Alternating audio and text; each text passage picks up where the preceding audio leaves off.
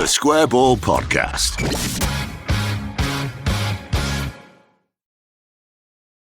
Hello there. Welcome to the show that is brought to you in association with Levi's Solicitors. They will do you a 10% discount on your legal fees at levisolicitors.co.uk/the Square Ball. Check out their wills as well. Dan Moylan with you, along with Michael Normanton and Moscow White. Daniel Chapman for Propaganda, the show where we dive through the clips that we find on the internet that get sent to us, and we tackle the very important key questions that are thrown up by them. You can find this in your podcast app. It's also on YouTube as well, and we've got some Propaganda Extra for our TSB Plus members in your podcast feed and on the website. Bonus bits of propaganda. Look out for that. So what have we got then in the wake of Bournemouth, Michael? We've heard from Daniel. Right, Daniel was on last week in the wake of the Liverpool victory. We thought Daniel was 26 years old. 36. But we just misheard it. Yes. Or the clip wasn't very clear or whatever. So 36 years old. Daniel had a heart attack? Had to have a heart operation. Right. In the on the Thursday before the Liverpool game. Oh, it was a minor thing.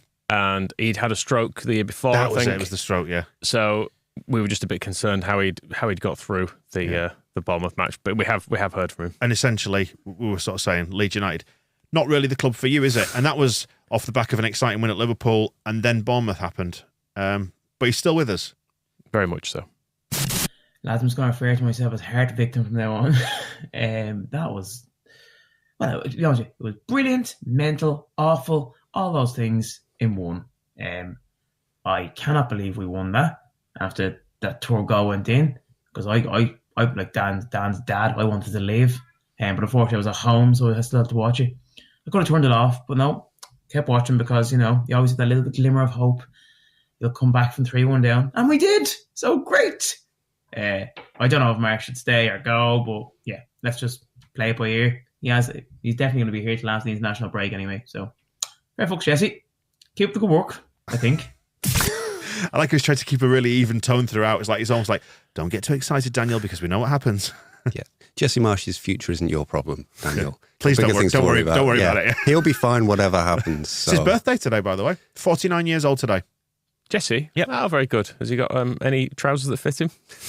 Or age-appropriate trousers. Age-appropriate, that's what they're called. Leave his trousers alone. They're fine. So question number one is, did Daniel survive? Yes, he did. So far, so good. That's going well. And he touched on the Jesse topic as well, which was the main thing people were covering, because I think, like us, people were confused after that game because they're like, I'm sort of happy we've won, but weren't we also really bad and couldn't we have lost? Yeah, it was crazy, wasn't it? One of the best occasions for years, and then it was also underpinned by something terrible. But I said this on the Phil Hay show yesterday.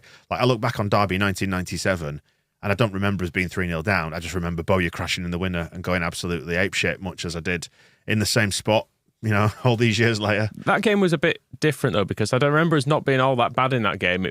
We were kind of in it, and Derby kind of had a few breaks and a few goals. Was there a penalty in it? I can't remember. We got a penalty. There was definitely some unjust things happened in that game. And the comeback in that one did start a lot sooner as well, didn't it? I think we'd already pulled one back before half-time. So we were like 3-0 down in about half an hour, and we'd started the comeback before half-time. This was all squeezed into the last 30 minutes, which is not good for Daniel's well-being, I'm sure. This was more akin to the Southampton away comeback, I think, where no one saw it coming until it happened, until it started happening. And then at a certain point, it almost felt inevitable. Looking back at it, once the Greenwood shot goes in and the crowd's properly up, you sort of think, well, it's kind of getting going. And then Cooper puts his in and doesn't really celebrate, just runs back. You know it's on. Yeah, a few people got in touch about Jesse, including John. Should we hear from John? Let's hear from John.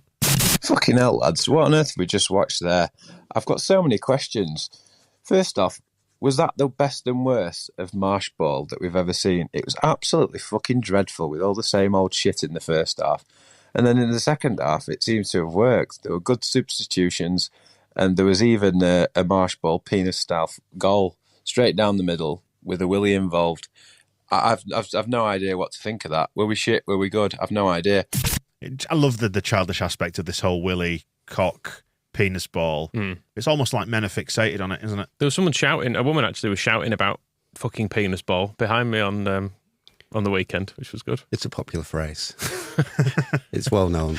We've moved on from, Kevin Blackwell started this process back when he was telling Eric Backer that there's no fanny football in the Championship. And we've finally completed his vision. So what's the question that we're trying to answer from this then? Is it stick or twist with Jesse? Maybe with penis ball, it either works really, really well or it's terrible and there's no in between. Maybe that's just what we've got to put up with. I'm just concerned about it. Michael, you were concerned about everything. You were concerned about us getting promoted. You're concerned about us getting relegated with some justification, admittedly. Yeah, it was pretty close last year, wasn't it? Did we? No, it wasn't entirely comfortable, was it? I think you need a sunnier disposition like Moscow. You generally believe everything's going to be all right.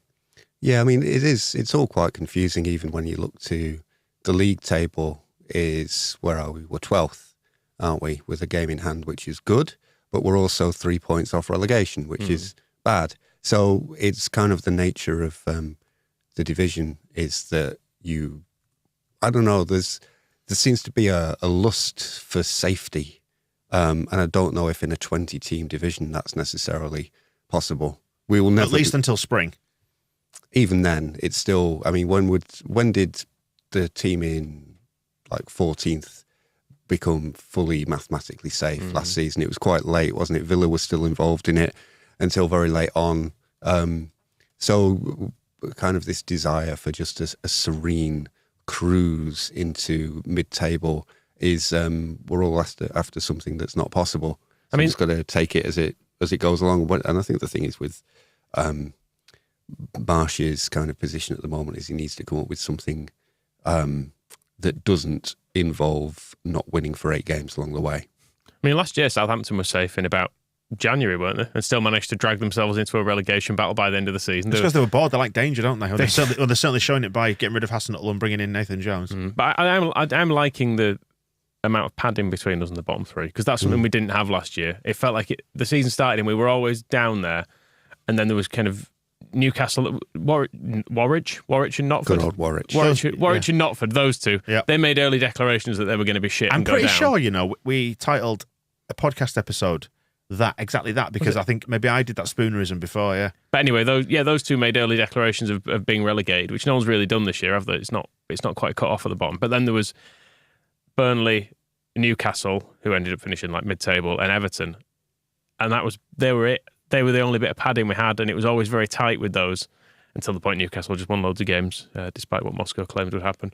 It remains one of your boldest claims that the Newcastle would not win another game after beating us. It's consequence-free, isn't it? It doesn't matter, does it? None of this matters.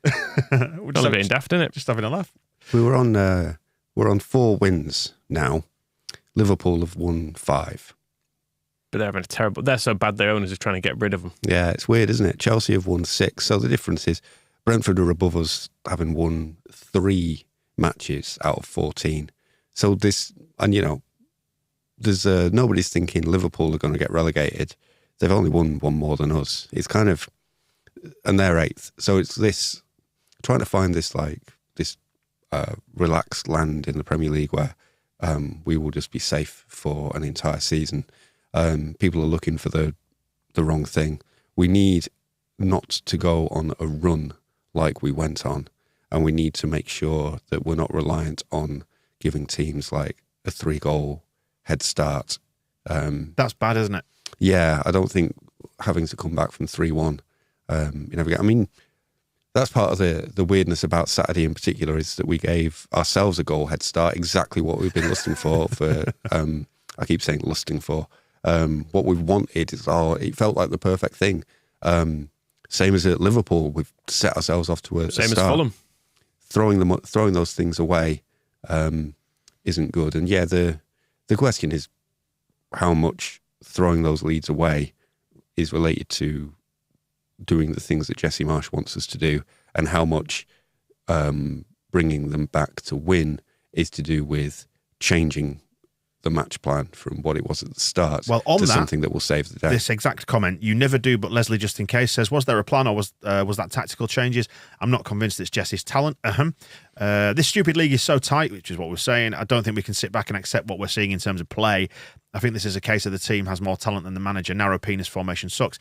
But I think that's not necessarily fair, is it? Because you can't say it's to his detriment that we're losing, but then you can't say it's not to his credit that we're pulling stuff back, if that makes sense. Like, you can't give him credit or not give him credit for one or the other. It's got to be both or neither. Well, but it's still not a good thing. No. Whatever, because you're saying we're going into games with a match plan that has to be thrown out after an hour in every match, and then it's good that he can think on the hoof. So maybe we need to 5-3, like Whatever you've practiced all week. yeah, forget all that. Yep, Tear it up. panic him and see if he can come up with something new on the spot, because that seems to be working better than him spending a week analysing it with Marich and Co. And then having all the meetings and the video analysis sessions. All that is building up to us being rubbish, and then just shouting some stuff from the sidelines with half an hour to go. Brilliant. So, he can have the credit for both, but neither really suggests it's not really a good thing. On the tactical changes, Eric asks, does Michael really think that Jesse's plan for subs was just to send them on and say, do something slightly different? You seem to really minimise any potential contribution that Marsh made in the second half. Yeah, you bastard. Well, he may have said that. I don't know what he said. I think I don't understand Jesse Marsh's stuff is part of the problem. I felt like we got to know Bielsa and we knew he'd send on Tyler Roberts regardless. Yeah. So you knew what their plan was. I had a thought on this. I was trying to come up in my mind of how because I really struggled with the match ball and analysing this, is trying to put it into a sentence or a paragraph about what it is that we're seeing and what we're experiencing. And I think that with Bielsa, we had a really high ceiling, and I think we thought when Marsh came in that he'd bring the floor up but the ceiling down, and we'd be sort of stuck somewhere in the middle, which would be fine. And maybe we are. Maybe that we're just seeing the fruits of that, as you say, Moscow. But actually, what's happened that's weird is the ceiling seems to have gone up, but the floor seems to have dropped. So we're brilliant against the top teams and then awful against some of the bottom teams, and none of it makes sense because it's kind of flipped. And often within the same game. Yeah. That's the thing. It's we always used to say under Bielsa, you could tell within the first sort of 10 or 15 minutes whether or not we had the measure of a team, and you'd get a real feeling like, oh, we're going to be all right today. I don't get that anymore. We start games well, and then we fall apart, and then we have comebacks, and none of it really makes any sense to me. But a few people did just say, just enjoy it, stop being miserable. Yeah, well, should we hear from Gabby Bonlahor, not that real one? I am sending you this message to tell you to stop being so grumpy. We won. Be more happy. 3-1 down to 4-3. Just not complaining. I get we can't defend, but who cares? We'll just score more goals in a minute. But yeah, come on, you Whites. We're going to win the league. March in. Goodbye. Was that sent from the moon? It was very fuzzy, wasn't it? Yeah, it was. It's just enjoy it, but you can't. But stress is not enjoyable, is it? Well, this is where we were last season when it was all, we can't defend, but we'll try and score more than the opposition and we'll enjoy it. And then we weren't having that, so we brought in Marsh to tighten up the defence. So I kind of tried to judge him against the things he was brought here to do. That it was like, ditch the man marking and then we'll defend loads better and we won't be so open at the back, and then we'll really be able to capitalise on how good we are going forward. And it seems like we're still just as open as we ever were. We have ditched the man marking though. You've got to applaud us for that. And it hasn't been the magic bullet to fix things. We just have a world of other problems that seems to amount to the same openness. And you can't really say we're making the most of ourselves going forward, because we just seem to be, we've got a squad full of wingers who were all playing across the width of the penalty area. And I think there's part of the questions about him is just that thing of, if you take Jackie Harrison, for example, and why he's gone off the boil, a lot of it seems to be since he's been switched to the right wing. Phil Hay did his article in The Athletic highlighting how much of our brilliant attacking play was going through Harrison down the left. And it was almost a week later that he's been moved to the right and now he's shocking. And so there's those ideas that maybe somebody else would make us attack in a different way that would get more out of the players that we actually have. So it's kind of trying to work out how we moved forward from last season and when it is kind of, but the fake Gabby Bonlahor there is kind of where I was last year, where it's like, it's all right, it's fine. We'll just let them score 3 against us and we'll score 4 and it's fine, but we just got to deal with that. On that, I think the point at which, with reference to last year and maybe the year before and being safe by about spring, which we probably were, but we weren't prepared to acknowledge it. The year after we came up. Oh, we were safe. Yeah, we were, early, but we were still weren't we? quite stressed because it was all new to us, wasn't it? Whereas I think this season, if we get to, let's say, 7-8 wins, I mean, I know the World Cup knackers up the calendar, but, let's say about February, March time, we probably will then be able to go, let's have a bit of chaos then. Let's have a bit, because we know we'll have a bigger sample size. We'll know that it will work often enough that we will be safe this season. I think, like you said, that it's just lacking the certainty, isn't it? I think we expected, we felt like there would be more certainty this season, and there hasn't been that. It's kind of just gone even wilder, which can be stressful, and I think which is why people find bits of it difficult. But the high points are brilliant. I had a great time on Saturday. Because as well, the 8 games that we didn't win included games against teams that we would absolutely expect to be getting better results from, and so that's difficult. If we chucked in a couple of wins there, it would have been helpful, even if, and that's kind of an accident of the. It's not an accident of the fixture list because they couldn't have been much easier. What we needed was to play Man City and beat them in the middle of that run. Yeah. And then that would be fine. This weird scenario where it seems like as long as we're playing somebody who is top 6 or wants to be, we'll be absolutely fine. But instead, we played all our peers and really struggled. So those 8 games feel like a missed opportunity to put us much, much further away from trouble. But at the same time, the chaos, as far as it's going, he seems to be making it work for him, because we've got 4 wins on the board, 12th game in hand. It's not perfect, but if the aim for the season is to finish between 12th and 14th, then it can't be much more dead on than that at the moment. So somehow we are getting to where we need to be, and he's also the factor of he did make tactical changes. He said that he moved us to more of a 4-3-3 with Greenwood coming on and things, but also they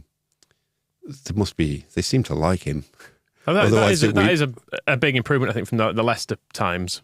When after that game, I think it was unclear what was happening tactically, and there didn't seem to be a huge amount of desire. But then we do seem to have turned it around. I wouldn't be surprised, based on what you've both just said there, to see us come out after the World Cup break with new tactics. Like he might use the 4-2-3-1, but I wouldn't be surprised to see him try and switch to a 4-3-3 either. I think that's the one thing, is that Bielsa was so wedded to a particular system, whereas I think Marsh is much more flexible, to the point of not even being 100% sure. I haven't seen much flexibility or hurt. I mean, when he was talking last week about his tactics, about the players only going for his first tactic, when he says there's option A, option B, option C, he said there were a choice between option A is the first most vertical, and then you've got option C, which is a kind of third most vertical. So it's still just vertical, so it's still just the same, but it's whether one is really slow or one's really fast. I didn't necessarily mean the style of attack. I think that will remain the same. I'm thinking maybe the shape in which they set up in order to facilitate going vertical. I guess he's not had the need or time to change, has he? Because at Leipzig, he basically got sacked left pretty soon after things weren't working, and then prior to that, he was being successul. So he did have a month off. You don't need to change it. When we didn't play for a month. Yeah. Oh, no. He had all that time to work on it, and there was... so I don't know what... I don't know what else he's got. I'd like to see what else he's got, because it does seem incredibly simple that we have these great wingers, and playing with width will create more space in the middle for our strikers to have shots and score goals. And that seems pretty basic. But then I remember him last season when he was being asked about playing wide. He was just like, the goals aren't by the corner flags. All right, fuck you. Sorry. Just an idea, just a suggestion. Hey, back to the questions anyway, and the clips. Questions around our strike force and the defence, which are the 2 areas that have been causing concern. And yet we scored 4 goals on Saturday. So explain all that away. So where do you want to go in on this? Although I do find myself chuckling along to what Dr. Pussy had to say there, who's back again for another nibble this week, suggesting that with Bamford getting injured, missing a penalty in training, surely the time has come for him to be put down, minced, and spread on the land, his right foot finally being of some use. Half-time, delete match of the day series link, full-time record match of the day on series link. That's where we are at the minute, isn't it? It's like everyone's sort of swinging from chuck it all in the bin to isn't this amazing, all within half an hour. I mean, concerns definitely do remain about our strikers. I mean, Sean is going to cover it off with Rodrigo, but he wasn't brilliant again, was he? And yet, I like the bit where he dipped down and faked past the player and beat him on the halfway line, but there was nobody to pass through when he got over halfway. And that one where he cut in and had a shot sent on the match ball, you could see that opening up, and it just needed either a better finish or a different decision. I didn't think he was terrible on Saturday. I thought he was pretty bad at Liverpool because every time we passed to him, he just gave the ball back to Liverpool and then off at half time. But I didn't think he was that bad on against Bournemouth. But Let's hear from Sean. See what Sean thought. Just got to have a bit more chat, I think, on the podcast because it keeps getting alluded to. But Rodrigo is absolutely horse shit. And he should not be starting these games. He's just so lazy, and he keeps pulling out these goals that keep him in the team from a stats perspective, but they're all absolutely piss easy chances that when you watch the game, anyone would put them away. It's, the tap in against Liverpool and penalties. We're a much better team when he goes off. And Marsh talked about on Match of the Day how, we weren't aggressive enough and that's why we conceded. Rodrigo is a perfect example of that in the second goal. A lazy press means the defender's unpressured, pings one over the top. And yeah, say what you like about Rasmus's positioning, but it's down to Rodrigo's press. He's shite. Fairly definitive. I don't think he's as bad as that. I agree with him on the press because when we always see that when Bamford comes into the team, that he's much more energetic, and it almost seemed like the first thing he did when Bamford came on against Liverpool, and he sprinted at one of their centre backs trying to get a tackle in, and then got up looking slightly suspiciously as if he'd injured himself. He stayed down for a while and was like holding his ankle, and I remember thinking, "Come on, Pat, not again." But that is definitely a clear difference between them, and it used to be a problem before when we'd have players. When we had the magic combination of Rodrigo and for some reason I think Click, but it might be a bit unfair on him, but watching players running away from Rodrigo into our midfield used to be a thing. He just didn't chase them and just didn't seem to ever get that message. So from that aspect, Sean's right. I thought he was all right going forward on Saturday, but I can't argue in favour of him being a good presser. He is he's like Cristiano Ronaldo at Scum, isn't he? Won't do that part without some of the extracurricular stuff. He'll stroll about. Yeah. Well, if you're pining for Bamford, don't, because Scott from Kentucky has been in touch, and he's got a very good Kentucky element to this story as well, which I enjoyed. Hello, lads. Happy days, happy days. Scott White, the Kentucky Yorkshireman. Watched the match very late Saturday night. Luckily did not know the score. I had to go to the big horse event here in Kentucky, the Breeders' Crown. It was exciting, but not nearly as exciting as the match. Couple things. One, I think we've now proven that we can score goals. No matter what you say about the match, we put 4 in and did it without Bamford. Clearly, we need to proceed without Bamford. Number 2, God is with us. God is with us. Cheerio. Ah, dear me. Poor, silly, naive. God's taken over at Southampton, isn't he? So that's not going to help us anymore. That is true. And if there is one club that is not favoured by the Lord, it's this club. The Breeders' Crown is that, I just Googled it, it's that horse racing thing where they're on the little carriage behind it. Does look exciting. I'm just looking at Kentucky, where it is. It's just above Tennessee, isn't it? I love the sort of, there's a real cowboy Midwest twang there to Scott's voice, which I love. And there's a place in Kentucky called Bowling Green, which is one of the first ones that jumps out on Apple Maps, which I do hope it's got a bowling green there. And Mammoth Cave National Park, which sounds like fun. Yeah, so that's Bamford rubbish. That's Rodrigo rubbish. Joffrey, does he ever get a game? Oh, he's had his chance now. He gets his 15 minutes every game, doesn't he? He'll play at Wolves on Wednesday night. Hopefully he does, and hopefully he does well, because then I feel like he needs a chance to establish himself as an earlier option, because it's always Bamford or Rodrigo. Just in the same way as we said when in scoring a goal, Summerville will become a first choice option, and in coming on at Liverpool and doing well, Nonto becomes one of the first options off the bench. Like if Nonto doesn't do well against Liverpool, does he come on at that point, or do we bring Click on and reshuffle or something? I don't know. You need to, I guess, have moments where a manager has faith in you and goes, mind you, Joffrey had some last year, and maybe Marsh should just stop hating him. Yeah, I think the more Joffrey certainly with Rodrigo and with Bamford just being relentlessly determined to not come back. Because I remember I was talking last week about if we could just get him through the next couple of games and then get him to the to the World Cup break, and he can have a month off and settle it all down. That still might work, but it doesn't help if he's going to injure his hip now, taking a penalty along the way. And I guess the decision going into January is it Joffy and Rodrigo for the rest of the season? Is it Matt Perkins? Who's Matt Perkins? Matteo Joseph, Sonny Perkins, or another who we buy? Then there are no strikers available. Even Max Dean, who scored a hat-trick for the under-21s on Monday. Or is Nonto and Summerville the future? So there's kind of there is a. Are you suggesting we put Eddie in and play the kids? Eddie and the kids? I would love Eddie in the. I mean, it seems to be the one thing that's working brilliantly at the moment. Even Sam Greenwood, who seems to be just bubbling on, and was kind of nobody will be rating him particularly. That goal was incredible. It was brilliant, wasn't it? His overall contribution in midfield. He doesn't look like a comfortable midfielder going backwards, but Rocker's lack of kind of energy, he makes up for it by being able to run. Basically, he might not run as intelligently as you'd want, and he's not kind of got the defensive nous of a Tyler Adams, but actually, just by getting in the way of a player when they're running away from our midfield, it kind of gives them something to think about that Rocker doesn't seem to give them. Eddie and the kids then. Patrick's been on. Hey, it's Patrick from Tampa calling in again. God, that was a very different game to last. I can't get over the accent. Everybody else loving that? The Yorkshire and the Tampa combination? It's the Tampa-Rothwell hybrid, isn't it? Last week, I tell you, when we went 3-1 down, could have been 5-1 down. Defending shambolic. Even Koch was just not on it today. Melier, I think, worst game I've seen him have.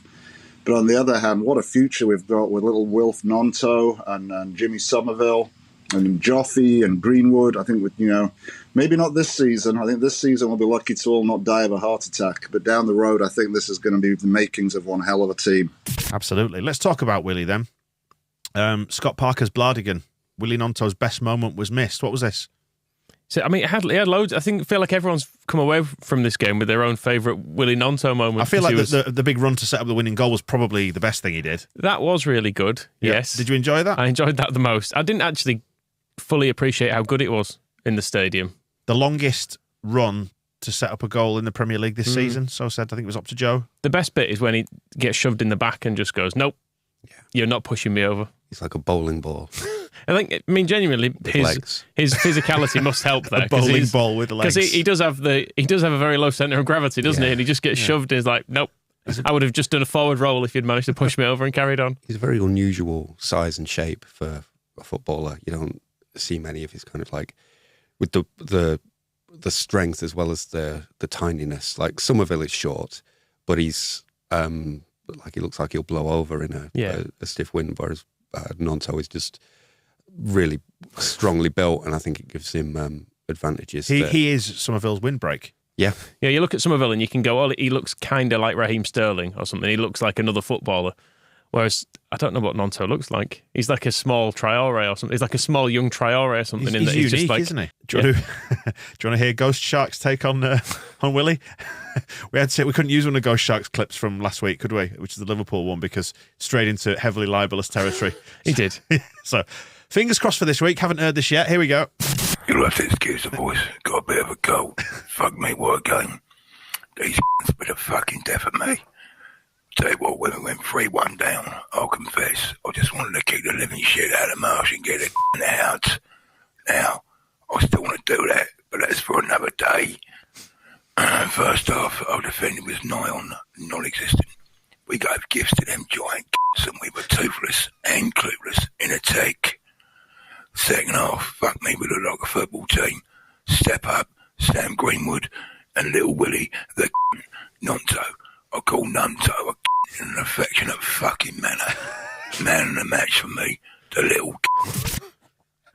This Ghost Shark should be a character in a Guy Ritchie film, shouldn't he?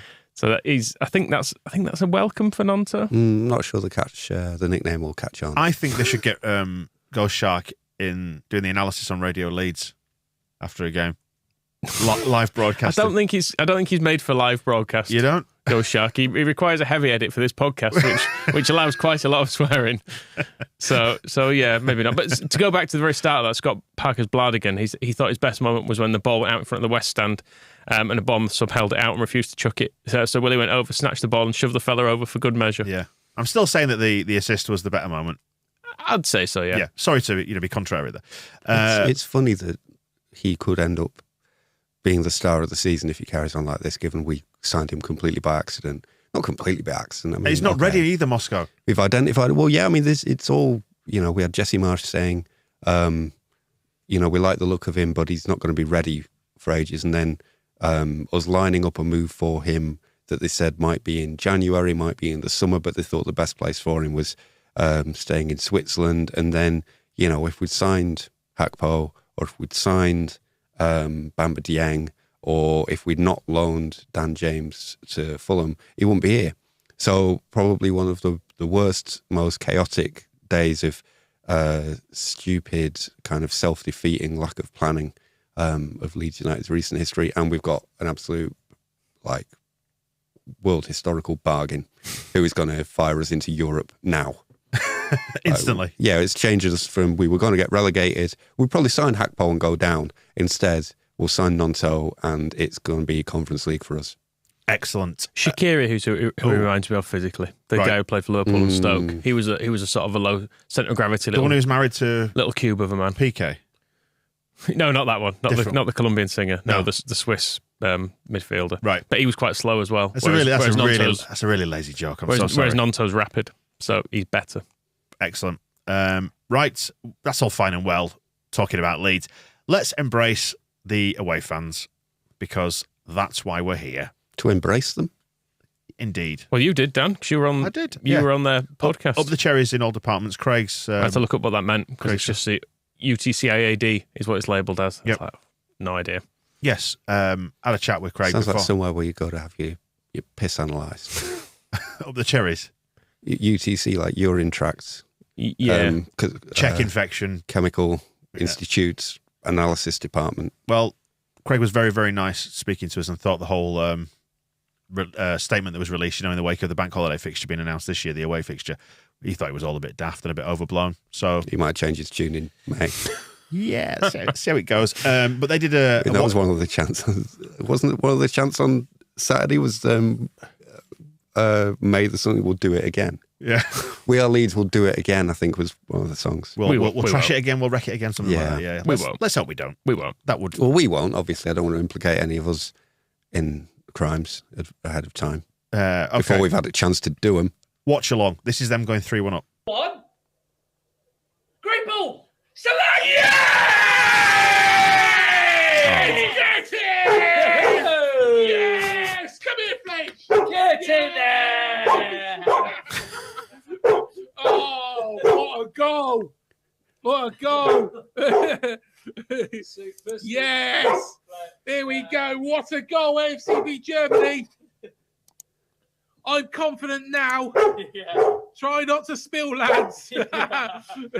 How Leeds beat Liverpool. Scott Dean, what do you reckon? Yes, I tell you what. Come on! And somebody said actually that we have such a bad record at Leeds. What do they know? Hopefully there'll be a fourth one. There will be a fourth one, but no. Oh, okay. That'll be going up on Huddersfield's equivalent of Pornhub, won't it? That one. Well, anyway. Not holding on to a lead, eh? Because the dog. Because dogs, when you take them out for a walk, you obviously. There was a similar jokes we made about Billing because he played for Huddersfield, didn't he? But I mean, it was couldn't be bothered really. What kind of dog is it? It's a Labrador, golden Labrador. That's nice. Yeah, it's a nice looking dog. I'm trying to find it on the. Does it appear on the stream? Very briefly, yeah. Okay. It's not a star. Does it do a talking head at the end? I'd have had it on the sofa personally. Yeah, I've just watched the. So when that happens with the guy, Huddersfield. The guy slapping his thigh, saying, "Come here." It's called Fletch, isn't it? Is it Fletch? I can't remember now. No, after that might be one of his mates. I'm not sure. After the journalist. Well, he was slapping his thigh and saying, "Come here," Could be but still. the dog just rejects him, so there's no sign of Well, it. the dog, I think, is a Leeds fan because this is 3-2. Right. And you can hear the dog celebrating. Oh, that's nice. Oh, no. Defend it. Oh, well done, Metham. I said, get it out. Oh, no, they've scored. Leeds have scored. Good finish. And this is the result I was going to say before the game, 3-2. Yeah. You got to. Yeah, I have, unfortunately. Well, you need to put it up, mate. 3-2, unfortunately. That's good, isn't it? Squeaky toy. Wait, I forgot his little horn. It's the best thing I've ever heard. Right, I think proposal now, because obviously the whole fan channel watch along thing has got very played out and very, scripted. Everybody knows what you've got to do. You've got to go mad when to score and like call your own team a bunch of war criminals when they concede. Everybody, you're all sacked.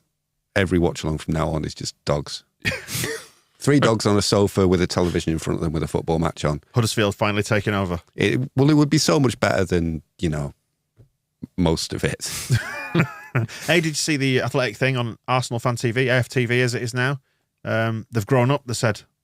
Is that right? I did notice it was a less unhinged when I watched it, but then they are good this season, so it's hard to know if that's a result of that. Yeah, well, they've grown up, said Robbie. In what respect? Just less polarising nonsense, really. I think that, having got rid of some of the more extreme voices on that channel. That bloke who wants to fight everyone. Yeah. Just because, for example. Just because Arsenal won a game or something. Anyway, very strange. Never mind. Let's get back to this. This is 4-3, and so this obviously, if you can remember the goal, they get a free kick. I do remember. No, you'll have to remind me. Which Adams has given away. Well, no, but who took the free kick? What a bit of it. Lewis Cook. Mm-hmm. And what did Lewis Cook do after that? Not a lot. No, I think it's an underrated part of that goal is the way Lewis Cook, once he sees Summervilles through on the keeper, is like, I'm not doing anything about this. I like to think it's more, like from his point of view, it's more that he's a midfielder and he'll just, if I try to tackle him, I'll give a penalty away. Yeah. This is my job. Yeah, but there was definitely an element, you would like to think he's silent. He's got his Leeds shirt underneath, like Noel Whelan claims he used to play with a Leeds shirt underneath his Coventry shirt when he was at Old Trafford and stuff, and running away doing a Leeds salute as Summerville knocks it in past the goalkeeper. It would have been great. Lewis Cook in front of the cop. Yeah. There were always rumours that he was a Scum fan, I have to say. Lewis Cook? Little bastard. Well, and either way, he didn't intervene. Ronaldo's work ethic, clearly, on this goal. But yes, this is 4-3, which is just enjoyable to hear. Oh, shut up, Adams. Walk off. He's been made an all game that play. Yeah. Is he the American international these times? He might be, probably. You know what the Americans are like? Here we go. See, that's good ball in. No. Quite high Oh enough. Shit! Oh no! Shit! This isn't good. This isn't good. Dog knows though, doesn't it? Dog knows what's going to happen. Go on, Wolf. Oh no! He's running out of the way, and he's gone through. Oh, no! Fuck! This is at Summerville. I'm sorry, but my opinion, this is why Gary O'Neill hasn't got the job full time. That's all I'm saying. 2 games now, 2 goals up and losing now. Sorry, especially against a team like Leeds. No, that ain't acceptable. No, that's fucking piss no, poor. That is poor. So from being 3-1 to 4-3 down is not good enough. Tottenham, you expect just how we just went from an attacking position into that. Yeah, that. Tottenham, you expect it. You do not expect it against teams like that. A team like Leeds. There's a bit of teams like Leeds in with a bunch of typical Americans. You know what they're like? I'm not sure. I think their owners are American. I think it might be some sort of a joke about that. In fairness, let's know racism. Okay, keep it racist to Americans. I suppose you can, can't you? It's good that you could tell that they were referring to Tyler Adams, going "fuck you." Like, you know exactly what they're talking about. Excellent. Back of the net, Michael. Back of the net. Back of the net. We'll start on Fireworks Man because this is the bit everyone will have already seen from this channel. It's a very well produced channel, I have to say. They've got absolutely tons of stuff out from this game. It's all very nicely done for a club like Bournemouth. It's really quite a good effort. But yeah, this is Fireworks Man, who's outside the south stand or west stand after the game. Is it the mentality of the players? Because we didn't change much and we scored in the second half. So, Fireworks, by the way, at Leeds for beating Bournemouth 4-3. Massive club. Yeah, a lot of people jumped on that thinking that he'd not realised it was bonfire night. I think he was just being sarcastic, wasn't he? The irony being that he was absolutely right, because the guy who was setting those fireworks off was in the paper. He was saying they were having he had the game on, and they started timing the fireworks to go after every goal. He said at 3-3, he knew, he just had that feeling. Get a rocket in the bucket. Yeah, he said, right, get another one ready. And so he timed it as soon as we conceded, and then he'd saved up the biggest one to celebrate a win. So this fellow is absolutely spot on. It was a firework specifically. And I'm sure it will be that one because it's close enough. Chatting to an American friend over the weekend, he was asking about the fireworks. He said, is that a new thing? Hadn't heard of bonfire night. It is weird. I kind of forget that it's not a thing. It's like July the 4th, but with more arson, isn't it, basically? Yeah, and more scallies lobbing bangers around. That sort of, depending on where you experience bonfire night. I was going to say bonfire night in Bradford, you can't tell because, the sound of explosions overhead, etc., etc. Yeah, go ahead anyway. But yeah, so they've done a nice long video of this. They're in the car, they're in the dry saltler. So this is a couple of pre-game predictions from people. They're trying to give it a Bournemouth spin, but actually the predictions themselves are pretty decent. Have you been to Leeds before? I've never been to Leeds. No. What's your prediction? I think it's unfortunately going to be a narrow defeat. I think there's goals in this game. I think it'll be an open game because I think Leeds will come out against us. There'll be an expectant crowd. They'll expect to beat us. I think there's moments for us as well. So I think it will be an open game. I'm going to err on the side of positivity, as I always try to do. I'm going to go for a 3-2 win for Bournemouth. That was close. Decent predictions. Not bad. Not bad, better than ours. Mind you, just spinning back up to the comments that are further up on this sheet, which I went past, but basically telling us that we were right tactically in our predictions, saying they'd just chuck balls over our fullbacks and things like that. That did happen. Yeah, I mean, we did kind of skim over the defensive stuff, but yeah, we do concede the same goals every single game. There's no point in getting too mired in the negative aspects of it because it was brilliant in the end, wasn't it? Yeah, and the good news is that the under-21s have started doing exactly the same. They have, yes. So it's a consistent way of playing at all levels through the club. Will probably be under nines going home in tears, left back careers ruined before they've begun. I don't know what he wants me to do, but it keep conceding, and it's not my fault. And they shout at me. This next clip's brilliant, by the way. So they're in the concourse at half time, having a pint or whatever. You get to see under the West Stand, which is nice, which is amazing. Yeah, like a trip back in time. And they're still down under the stand as Solanke scores, because obviously it happened in the first couple of minutes of the second half. And I've watched this clip, so it'd be nice to play it on the show. Yeah, this is fun. As I expected Leeds to be, they're open. They're going to give you chances. We probably should be more ahead. Keep them all. Had a good chance, but the cherries then. There he is. I'm not fucking cherry. He knows. Right, we're going to go. They're there for the taking. They are. Hang on. Yeah, no, we're fine. I'll tell you what. 4-1. Cut this out if we don't win. But 4-1. Cut this out. 4-1. Cut this out. I'm not going to ask you. What has happened? What has happened? Right, I'll tell you what. You know it's bonfire night? Yeah. We are absolutely putting a fire on these Leeds. No, Bob Solanke. Oh, mate. I'm so pleased for the result of their goal, but made our front three cause some problems. And the more they open up, the more we can get in. I'll tell you what. Oh, Scott. Mate, Ollie, mate, 3-1. What's going on the road, mate? How are you feeling, mate? I'm feeling good. I was a bit scared because last season I went on West Brom away, lost 2-0. Oh, mate, that was a bad day. Game. Yeah. I was thinking, when we conceded in 30 minutes after this, I was thinking, it's going to be another bad away game, but we turn it around and it's looking good. I'm excited. Mate, it's like we can't blow it now. I mean, if it happened against Tottenham, it cannot happen today. Surely. It cannot happen today. Spoiler alert, lads. Bless him. It's a long way back to bottom. He was complaining about a 2-0 defeat at West Brom. I was just going to say, this is so much more heartbreaking. You touched upon this in the match ball, Michael, when you were saying, like, these wins are all the better for the distance they've got to go home, knowing how wrong that they got it at half time when they said that can't happen again. That can't happen again. Yeah, bless them. It doesn't really come across in the audio either, but there is footage of them in the stand, and they're in those special seats that are almost tucked in behind the scoreboard, and you can see just how absolutely awful that shot is. They're kind of looking at the back of a scoreboard. They've got some netting above their head, which is like almost draping down and kind of touching on the top of them, and you can also see the south stand just going absolutely wild in their faces, and it's it would be such a horrible experience. Yeah, that viewpoint, you can't sort of watch the game without looking past the south stand, which is great. Who are all leaning round in your face, animals. Imagine having to come to that from the the world-leading facilities of Dean Court. That is However, very will true. they have survived their day out in 1950s Leeds? And they're coming from Bournemouth. Where I'm surprised to see anybody born since 1950 supporting the Bournemouth. They all seem like quite reasonable people. They are, to be fair. They're all right. Even Fireworks Man, who was obviously has been given a lot of stick online for being salty and I don't know, making a point of us making too much of a big deal of beating Bournemouth, I suppose. He's given us some credit after the game, which I guess I probably wouldn't have done. I'd have just said, I'd have just blamed my own team. Fair play to them.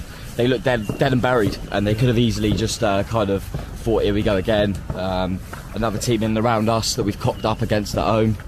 But they kept going. They knew after seeing us the week before that they can nick a goal. There's maybe a bit of fragility in Bournemouth, and they showed that. And once they got the second goal, they kept going. To be fair to them, they've got some good players. Summervilles, they've got some good young brave players. So fair play to them. They're still really weak defensively, as we saw it. It was like a basketball match, but they'll probably score enough goals to be fine at this level, and we just got to hope we can do the same, mate. But yeah, Leeds thoroughly deserved it at the end of the day. But that wasn't nice to say, by the way. It's ping pong Moscow, isn't it? Not basketball anymore. Yeah, we've moved on. Ping pong. We're going to hear from Ping Pong Man in a minute, actually. All right, okay. I was just going to say, actually, that has reminded me, talking about scoring goals, that stat about you getting basically a point on the board for about every goal you score. Now, listen, stats. it does track. So don't you start with me, right? Newcastle have scored 28. They've got 27 points. See, even Alexa wants you to shut the fuck up. Alexa, shut up. I think you said Newcastle, and she thought you were addressing her. All right, like Villa have scored 14, got 15 points. It generally evens out over the season, but what it does mean is that goals keep you up, basically, because it averages out over the course of a season that you score enough, you've got enough attacking threat to win enough games to stay up, and it does roughly track. And it was, anyway, not my stat, Sporting Intel, Nick Harris on Twitter who found that one. So as every goal went in, another 4 is another 4 points. Great. If only it was that simple. Anyway, to finish off, then they've got some more fireworks going off, and this is a different man of theirs being confused by fireworks, but thankfully he's got a child with him who explains it. Still absolutely fuming. Ben's there. Ben, you all right, mate? No. He's not. He's not doing okay. Ben. Oh, Grow up. what up with these fireworks? Firework night. It's firework night. Firework night. Yeah. What the fuck's wrong with you? Kid doesn't seem phased at all. He's just grow up.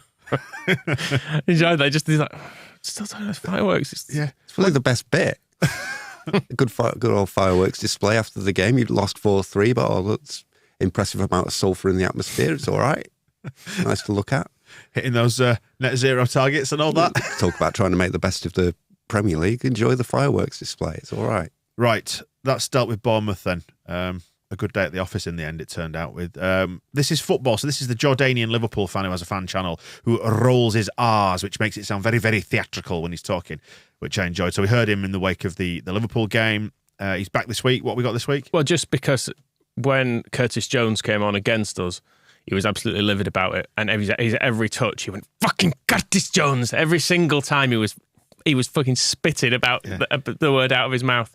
And I just noticed they brought Curtis Jones on again this week, and I thought I'm just going to go listen to him, see what he has to say about it. Curtis Jones and Henderson. Oh my God! Oh my God! He brought Curtis Jones on. Here we go, Curtis Jones. Oh my God, Curtis Jones and Henderson. Oh my God. Oh my God. I was hoping he'd do something beyond the repeating the same phrase trick again, but he didn't. But I just thought, in a different world, he could have ended up being a Leeds fan, and he could have been saying that about like Dan James or Tyler Roberts. Yeah, but there's always somebody, isn't there, that like, and you'll get it from listening to the people who sit around you. Certain people just have certain players that they just cannot abide by, regardless whether it's rational. They're often quite good players as well. Like people used to do it for around when I was in the family stands of someone who really hated Viduka, and I remember several people used to hate Beckford when he was scoring like 30 goals a season. People would be like, fucking hell, just do something better than score every other game for us really consistently and do loads of good stuff. But in fairness, Curtis Jones doesn't seem to be that good.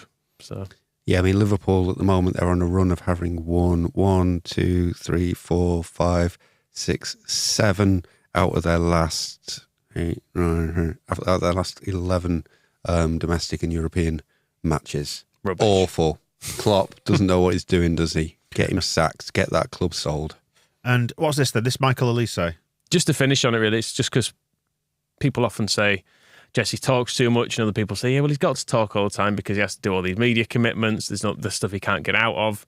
Yeah, the media responsibilities for the Premier League managers in particular are huge, aren't they? Like, you get maybe 1 or 2 players a week, but the managers are expected to do like 6 or 7 different rights holders, sometimes after the game and through the week and in the build-up to it, which is why you see a lot of them.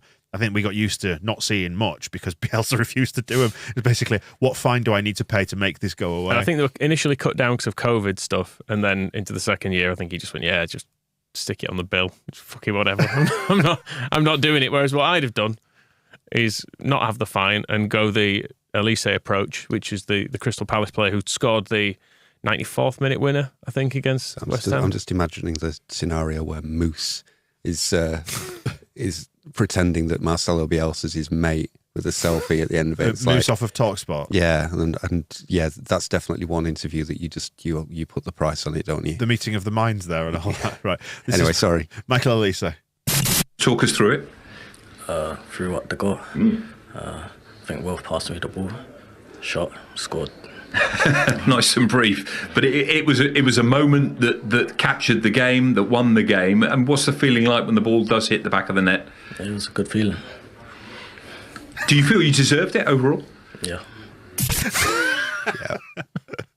Got to respect that. I mean, it's essentially I like that. Michael Keown's co-commentary. Michael Keown?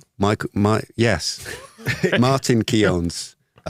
You were looking at me when you said it in fact. Yeah, make it confused. I'd have a better face than Martin Keown, I hope. The co-commentary of, well, you see he's taking the ball onto his left foot there, and that's a shot, and the goalkeeper, he's not got into it, he's not got down there, and it's in at the far post. Thanks, Martin. Same thing. Like we just saw, yeah. Mm-hmm. And yeah, Lisa's right. Well, you saw it, didn't you? You saw the goal. Bless him. I do slightly feel for the journalist there because he's trying to keep it upbeat. It's good.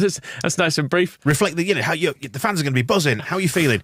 Yeah, great. Good. We've seen Benjamin White is turning himself into a bit of a post-match interview personality as well. There was one where somebody asked him about, was it Chelsea played with 4 attackers? He said, do you feel that their line-up coming at you with, there were 4 strikers on there for Chelsea today. Did you have to change the way you played in order to counteract that? And he went, they didn't really notice that they had 4 players. They had 4 strikers. Trying to be very clever about it, didn't notice we won. So, and there's lots of little Elise-style bits where he's answering in that manner that I can't bring to mind right now because he don't play for Leeds anymore, so fuck him. He did. I mean, he did also do the Benjamin thing like that, didn't he? People said, why do you want to be called Benjamin? And he went, my name. It's my name. Yeah. Obviously.